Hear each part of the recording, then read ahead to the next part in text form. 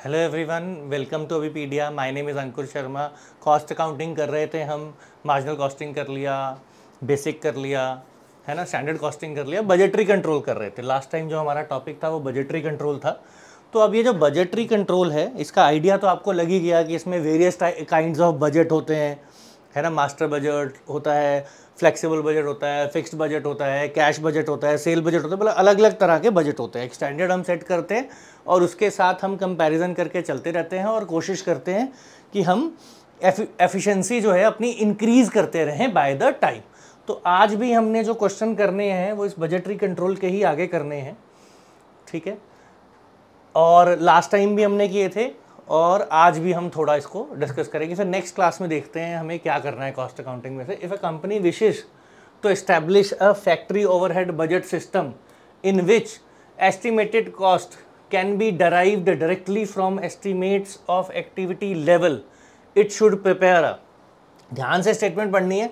A company wishes to establish a factory overhead budget system बनाना, उसको factory overhead budgets बनाने हैं, in which estimates cost can be directly derived from estimates of activity levels। जो जिस level पे हम activity कर रहे हैं, है ना, लेवल मीन्स उसमें आप ये भी कह सकते हैं 60% पे कर रहे हैं, 50% पे कर रहे हैं हम, तो वो जो है हमारे एक्टिविटी लेवल्स हैं उसके हिसाब से ही हम प्रिपेयर कर पाएँ उस बजट को, है ना। वेरियस एक्टिविटी लेवल से हम सीधा ही उठा ले, derived directly from the estimates of activity level. तो मास्टर बजट होगा, कैश बजट होगा, फ्लेक्सिबल बजट होगा, फिक्स्ड बजट होगा। देखो फिक्स्ड बजट तो क्या होता है, वो फिक्स रहता है, आपको मालूम है। कैश बजट में सारी कैश से रिलेटेड चीज़ें आती हैं। मास्टर बजट में बहुत सारे बजट्स की, फंक्शनल बजट्स की, सभी बजट्स की क्या होती है, समरी रहती है। तो इसका जो आंसर है आपका वो फ्लेक्सिबल बजट है, क्योंकि फ्लेक्सिबल बजट में ये रहता है कि एक्टिविटी, देखो एक्टिविटी लेवल जो होते हैं हमारे डिफरेंट रहते हैं, है ना। जब हमारे एक्टिविटी लेवल्स डिफरेंट रहते हैं तो flexible budget can be applied at every level of capacity. तो फ्लेक्सिबल बजट बनाएंगे तो फिर चाहे 50% पे आप उसकी कैलकुलेशन कर लो, 40% पे कर लो, 80% पे कर लो, किसी भी लेवल पे आप जो है इसकी जो है आप फ्लेक्सिबल बजट को अप्लाई कर सकते हैं। तो ये इसका बेनिफिट रहता है। तो इसमें आपने ध्यान रखना है, इस तरह का क्वेश्चन होगा तो उसका आंसर क्या है, फ्लेक्सिबल बजट। अब नेक्स्ट आपका जो है, which of the following is not a step of successful implementation of budgetary control system. जो बजटरी कंट्रोल सिस्टम है उसका जो है कौन सी चीज़ जो है इसमें से, कौन सा जो ऑप्शन है इसमें से बजटरी कंट्रोल का जो है वो सही ऑप्शन, सही जो है स्टेप नहीं है। Budget manual, budget controller, budget period और या बजट स्टैंडर्ड। तो इसके लिए अगर आपको स्टेप्स मालूम है बजटरी कंट्रोल के, अगर तो आपको स्टेप्स मालूम है तो आप बड़ी आसानी से इसका आंसर दे सकते हैं। स्टेप्स मालूम होने चाहिए, है ना। और अगर आपको नहीं मालूम है तो आपको फिर इसमें थोड़ी सी दिक्कत आएगी, लेकिन अभी आपको उसके बाद आंसर जब मैं बताऊंगा तो पता लग जाएगा। अब है क्या, देखो जब आप स्टेप्स करेंगे तो इनिशियली क्या होता है, ऑब्जेक्टिव हम डिटरमाइन करते हैं किसी भी बजट का, फिर ऑर्गेनाइजेशनल चार्ट बनाते हैं, फिर बजट कैंटर्स एस्टेब्लिश करते हैं। तो ऐसे करके अलग अलग स्टेप्स होते हैं। तो इनमें जो नहीं होता है वो ये नहीं होता है, ये कोई भी स्टेप नहीं है। बजट मैनुअल भी एक स्टेप है। अगर आप implementation of budgetary control system कर रहे हैं तो इनिशियली आप अपना ऑब्जेक्टिव डिटरमाइन करेंगे। ऑब्जेक्टिव डिटरमाइन करने के बाद आप जो है अपना ऑर्गेनाइजेशनल चार्ट जो है वो बनाएंगे, है ना। उसके बाद फिर लोकेशन ऑफ की फैक्टर देखेंगे। ऐसे करते करते ये, और ये जो 3 स्टेप्स हैं ये भी इसमें होते हैं, ठीक है। ये 3 स्टेप्स होते हैं, लेकिन ये जो बजटरी स्टैंडर्ड है ये आपका जो है ये उन स्टेप्स का पार्ट नहीं होता है, ये आपको ध्यान में रखना है।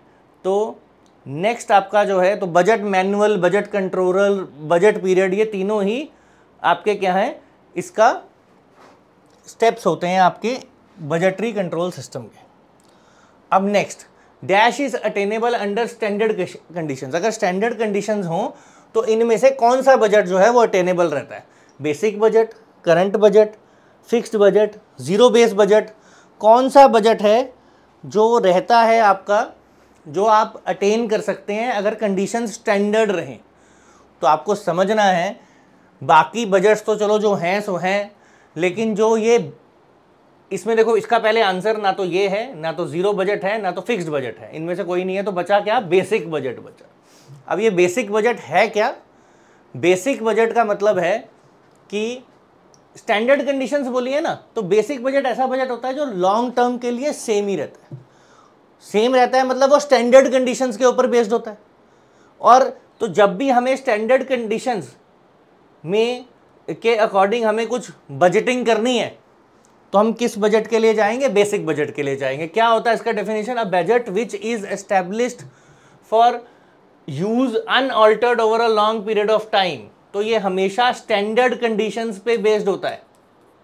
तो स्टैंडर्ड कंडीशन पे बेस्ड रहेगा तो लंबे समय के लिए, तो जब भी स्टैंडर्ड कंडीशन पे कोई चीज़ बेस्ड होती है तो ऑब्वियसली वो काफ़ी समय तक रहती है। और स्टैंडर्ड कंडीशन वाला जो बजट होता है उसको हम हमेशा क्या बोलते हैं? बेसिक बजट कहते हैं।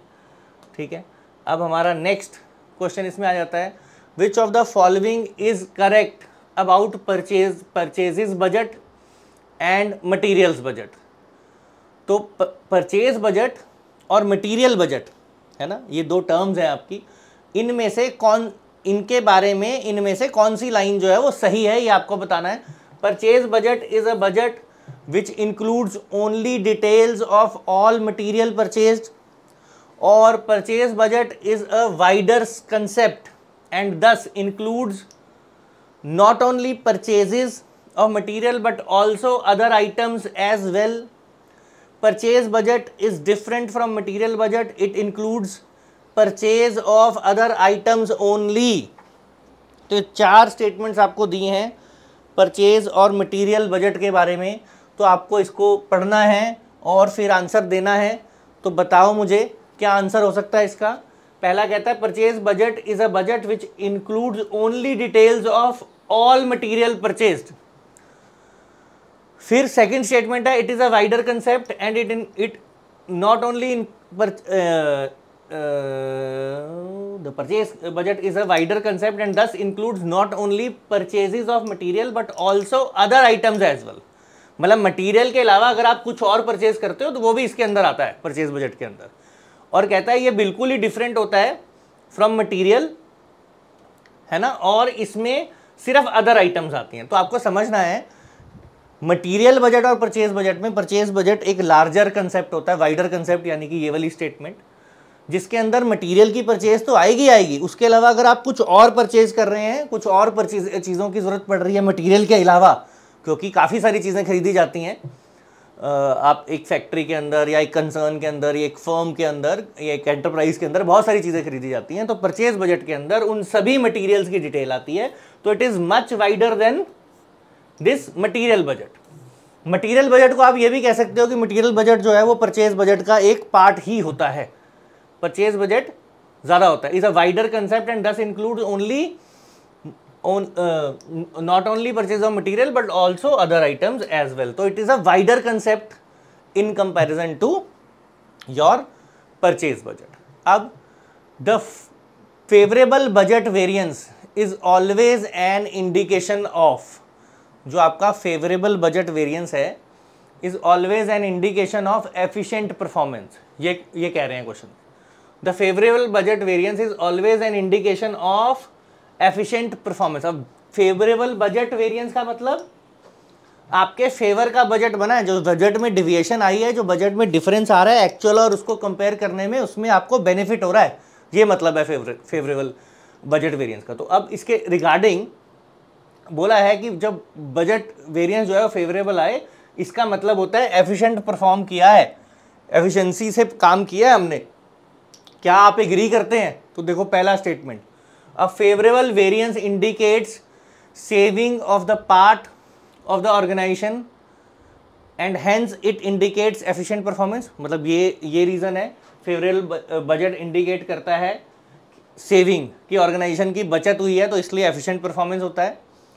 फिर कहता है अंडर ऑल सिचुएशन, जितनी भी सिचुएशंस हो, favourable variance of an organisation speaks about its efficient performance. कहता है कंडीशन चाहे जो मर्जी हो, फेवरेबल वेरिएंस आया तो इसका मतलब एफिशिएंट परफॉर्मेंस है। ये क्या इस स्टेटमेंट के अकॉर्डिंगली सही है, ये आपको बताना है। कि हम इससे एग्री करते हैं नहीं करते हैं, नीचे रीजंस दी हुई हैं, उनमें से एक रीजन हमें ढूंढना है कौन सा सही है। फिर आया favourable variance does not necessarily indicate efficient performance because such variance might have been arrived at by not carrying out expenses mentioned in the budget, या इनमें से कोई भी स्टेटमेंट जो है वो आपकी इस स्टेटमेंट की सही एक्सप्लेनेशन नहीं है, इसके बारे में सही इंफॉर्मेशन आपको नहीं देती है।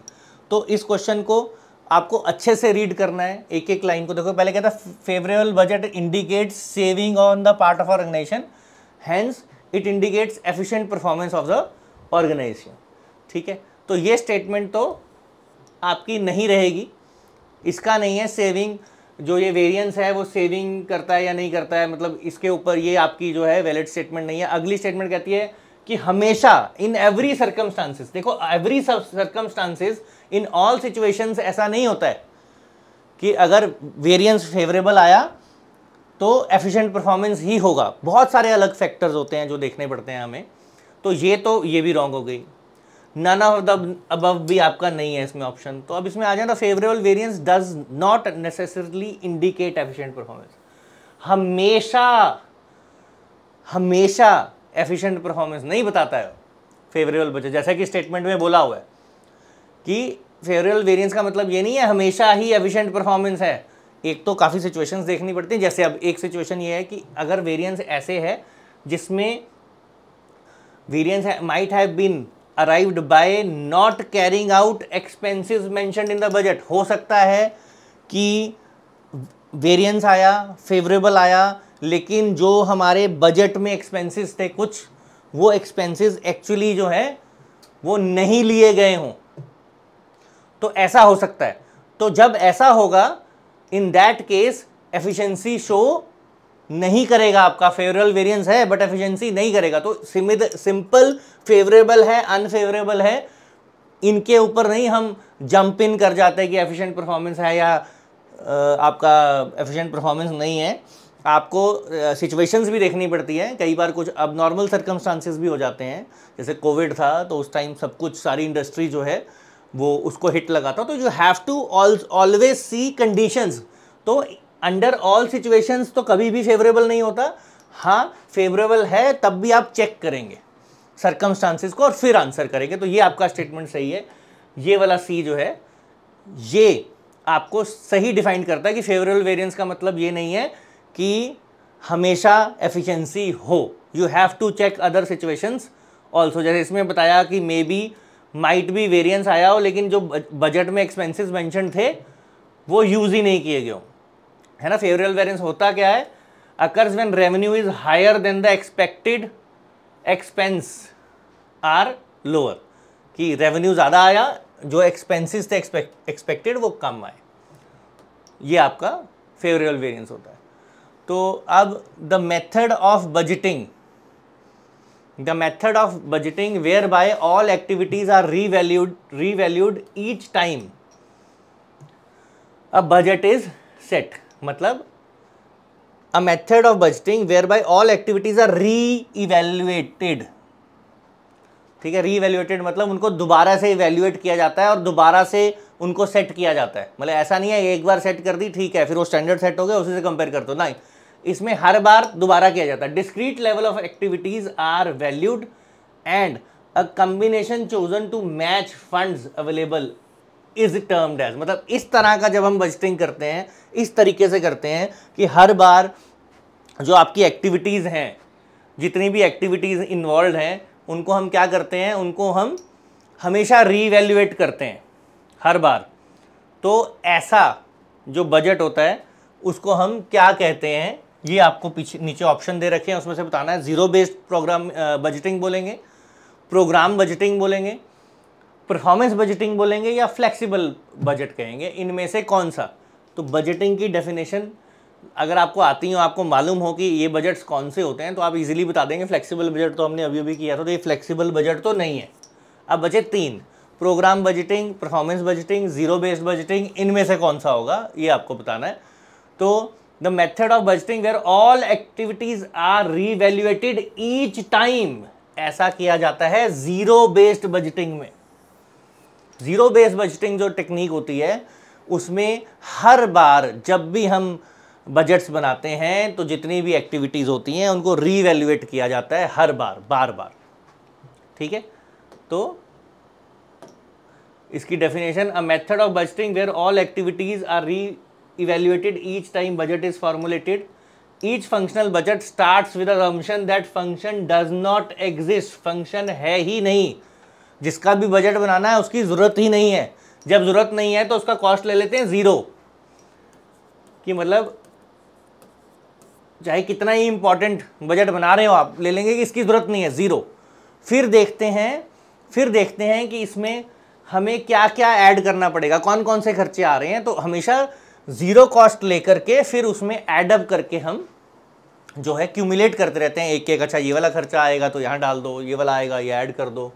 तो फिर हम इसी ज़ीरो से शुरू करके फिर हम सारे जो इसमें आपकी कॉस्ट हैं वो धीरे धीरे ऐड करते रहते हैं और हमारा एक्चुअल फिर बजट आ जाता है। तो इसलिए ज़ीरो बेस्ड बजटिंग ऐसी बजटिंग होती है जिसमें हर बार जब बजट बनाएंगे हमेशा ये मान के चलेंगे कि फंक्शन जो है वो एग्जिस्ट करता ही नहीं, मीन्स उसकी कॉस्ट जो है वो ज़ीरो है। जब एग्जिस्ट नहीं करता, ज़रूरत नहीं है तो फिर ज़ीरो है।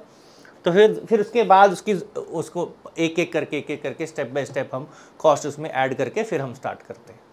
ठीक है, तो अब हमारा नेक्स्ट जो क्वेश्चन है वो कहता है which of the following will appear in cash budget. ऐसा क्वेश्चन जो है वो लास्ट जब मैंने आपको करवाया था ये, तो उसमें भी हमने ऐसा इस तरह का एक क्वेश्चन किया था, है ना। तो अब तो आप इसको फटाफट से आंसर कर सकते हो। देखो जरा कैसे करोगे।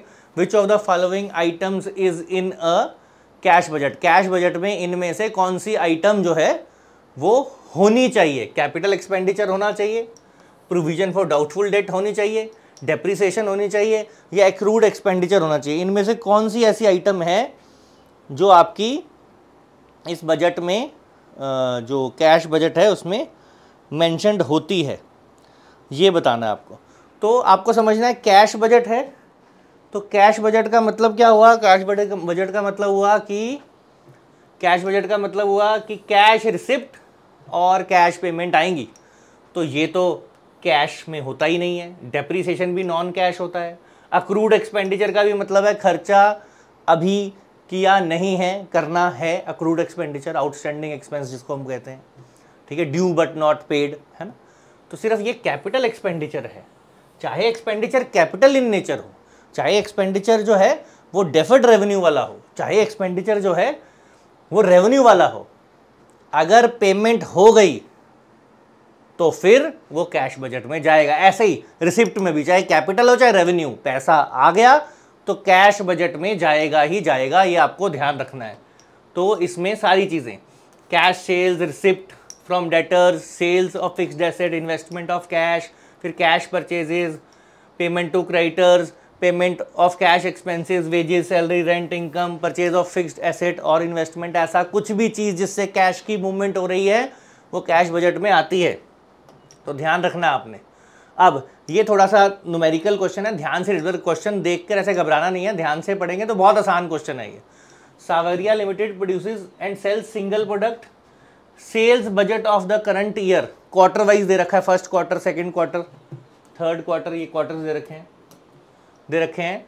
This year is expected to open at, मतलब ओपनिंग स्टॉक जो है वो आपका 8000 दिया हुआ है, ठीक है, units, and finish product are closed with an inventory of 13,000 unit. जो फिनिश्ड होगा आपका क्वार्टर लास्ट, तो उसमें क्लोजिंग स्टॉक जो है वो 13,000 होना चाहिए, ये लिखा हुआ क्वेश्चन।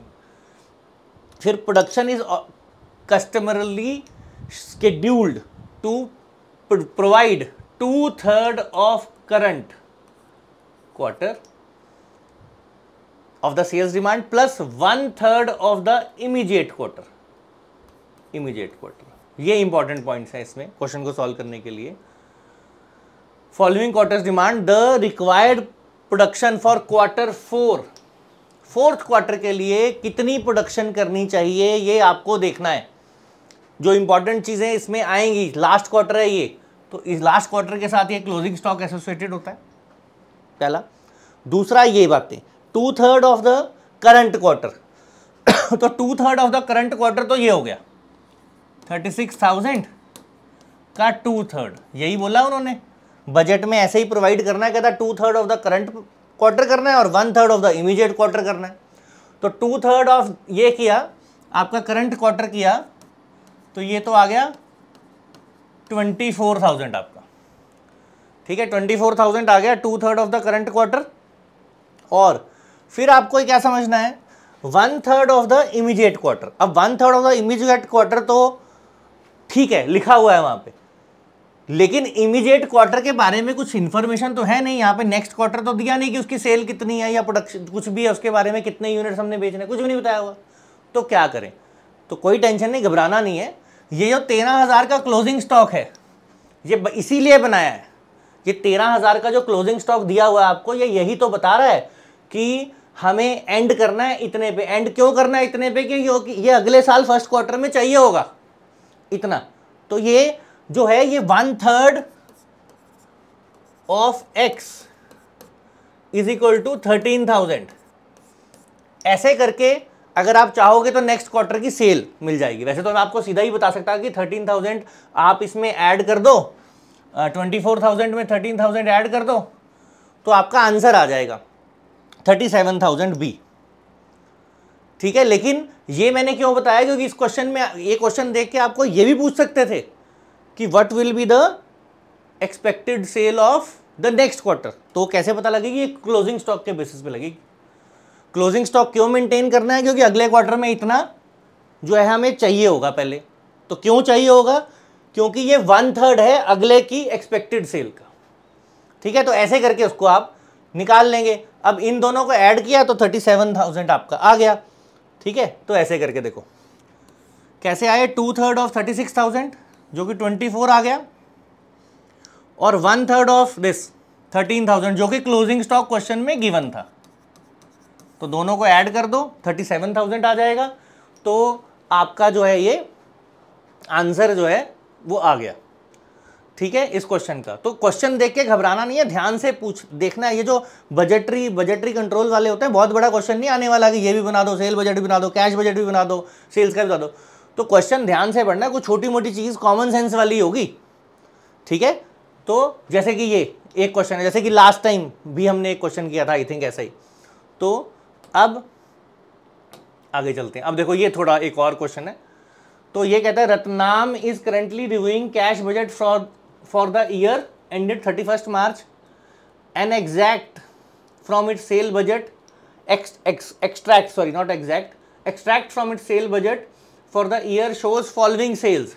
मार्च की इतनी, अप्रैल की इतनी, मई की इतनी, जून की इतनी, ये आपकी सेल्स है जो वो दिखा रहा है। और आगे वाले पॉइंट इंपॉर्टेंट है, 40% of it sales are expected on cash, ठीक है। जो भी सेल है 40% उसका कैश है। अगर 40% कैश है तो 60% क्या है, क्रेडिट। ये आपको ध्यान रखना, 60% आपका हो गया क्रेडिट, यहीं से पता लग गया आपको। फिर कहता है out of the credit sale, मतलब देखो जो भी मंथ में आप सेल करोगे 40% तो कैश होगी, मतलब वो तो तभी के तभी आ गया। लेकिन जो क्रेडिट सेल है, यानी कि जो बच गया, ये जो 60% बच जाता है, उसमें 70% are expected to pay in month after sale, मतलब जिस सेल हुई नेक्स्ट। जैसे अगर मार्च है तो मार्च में अगर आप 40% बोलोगे तो वो तो हो गया आपका कैश में, लेकिन जो बच गया उसका 70% जो है अगले मंथ होगा, यानी कि अप्रैल में मिलेगा, जिसमें 2% डिस्काउंट होगा। और 27 are expected to pay in the second month after the sale. तो अब जो बच गया उसका 27% मई में मिलेगा, ऐसे करके बोला हुआ, ठीक है। ये बताया हुआ है, मतलब एक मंथ की सेल जो मार्च की है वो 3 बार या 4 बार में बताई हुई है कि एक 40% इसी में मिल जाएगा, फिर जो बच गया उसका 70% डिस्काउंट के साथ यहाँ पे मिलेगा, फिर जो बच रहा है, मतलब जो बच गया क्रेडिट सेल है उसका 27% यहाँ पे मिलेगा, जिसमें 3% डिस्काउंट होगा, ठीक है, सॉरी 2% डिस्काउंट होगा। और कहता है बाकी जो सेल है उसका 3% जो है वो जो बच गया उसका क्या हो जाएगा, वो मिलेगा ही नहीं, वो बैड डेट हो जाएगा, ठीक है। तो क्वेश्चन को एक बार ध्यान से रीड करना है और अब इसको सॉल्व कैसे करना है ये आपने देखना है, ठीक है। सॉल्व कैसे करेंगे, तो आपको पहले तो देखो क्या पूछा है, कौन से वाला मंथ बोला है, मई बोला है, तो मई बोला है तो मार्च आएगा, मार्च लेना पड़ेगा, मई लेना पड़ेगा, और सॉरी अप्रैल लेना पड़ेगा और मई लेना पड़ेगा, मार्च अप्रैल और मई, क्योंकि मार्च वाला कुछ हिस्सा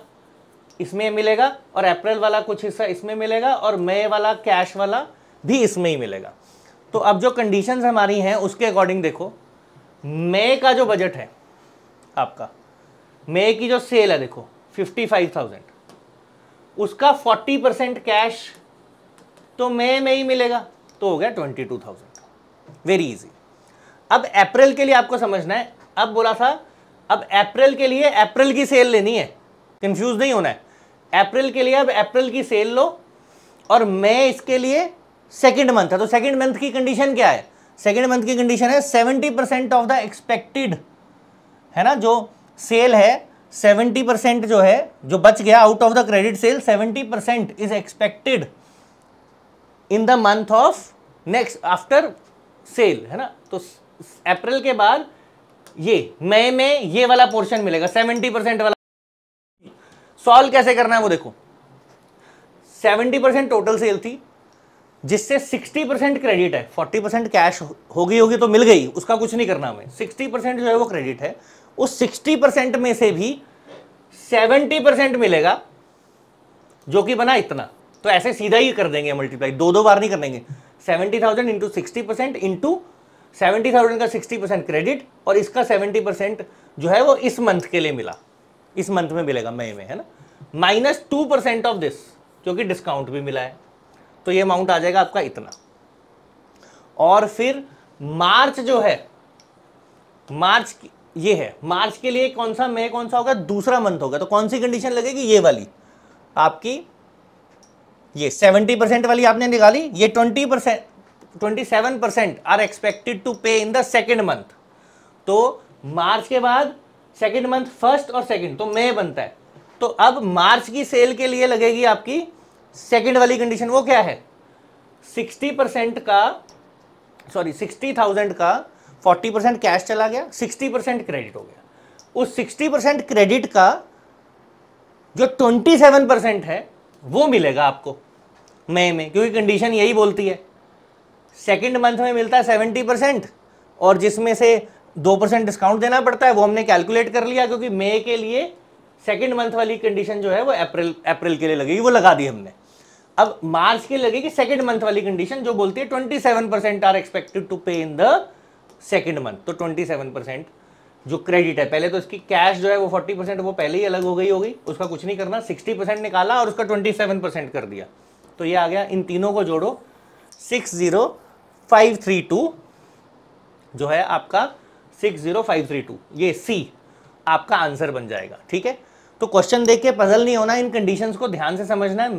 मैं बोला है तो आपको देखना है, दो कंडीशंस हैं, एक है इसमें मिलती है, इस वाली दो हिस्से में मिलती है, हर मंथ की दो हिस्से में मिलती है, तो मार्च वाली कुछ हिस्से यहां मिलेगी, तो इसमें सेकेंड मंथ वाली कंडीशन लगाएंगे। अप्रैल वाली जो है वो भी मई में मिलेगी, लेकिन अप्रैल के बाद मई जो है वो सेकेंड, तो इसमें फर्स्ट मंथ, है ना, ये वाली कंडीशन लगाएंगे 70 वाली, क्योंकि 40% तो कैश वाली है, और मई खुद की, मई की जो सेल है इसका 40% मिलेगा, इसके लिए ये 27% वाली कंडीशन लगेगी, इसके लिए 70% वाली कंडीशन लगेगी। तो अगर आप ध्यान से इनको रीड करोगे तो ऐसा कोई इतना मुश्किल क्वेश्चन है नहीं। एक ऐसा क्वेश्चन मैं आपको प्रैक्टिस के लिए भी दे दूंगा ताकि आप जो है कर पाओ, मतलब ऐसे आप नोट कर लेना, उस क्वेश्चन को ट्राई कर लेना, आंसर भी मैं आपको बता दूंगा, मतलब कि फिर आप अपने आप सॉल्व करके देख लेना आपसे हुआ या नहीं। Dash is prepared for estimation of plant capacity to meet budgeted product during the budgeted period, ठीक है। क्या हमें plant capacity, estimation of plant capacity, तो आपको समझना है, इसमें लिखा production planning, plant layout, plant utilisation, plant capacity estimation budget, तो आपको ध्यान रखना है जो ये प्लांट यूटिलाइजेशन बजट एक एग्जैक्ट नाम होता है इस चीज के लिए, कि जब भी प्लांट कैपेसिटी से रिलेटेड आपको कुछ करना है, बजटेड प्रोडक्शन करनी है, तो यही यूज करना है आपको, ठीक है जी। तो आज के लिए हमने क्वेश्चंस तो इतने करने थे। ये एक क्वेश्चन है, ये आप जो है ट्राई करना, ठीक है, अपने आप नोट कर लो एक बार, जब एक बार आप पॉज करके इसको नोट कर लेना, इसको सॉल्व कर लेना। और इसका आंसर जो है आपका ये ए है, तो आप चेक करना कि आपका आंसर आता है या नहीं, और आप कर पाते हो इसका नहीं, मुझे बताना, कमेंट में बताना कि आपको जो है ये सॉल्व कर पाओगे या नहीं। अगर कोई प्रॉब्लम आ रही होगी तो देख लेंगे, तो जो है मैं आपको जो है ये करवा दूंगा क्वेश्चन बाद में भी, बट वैसे ये हो जाएगा।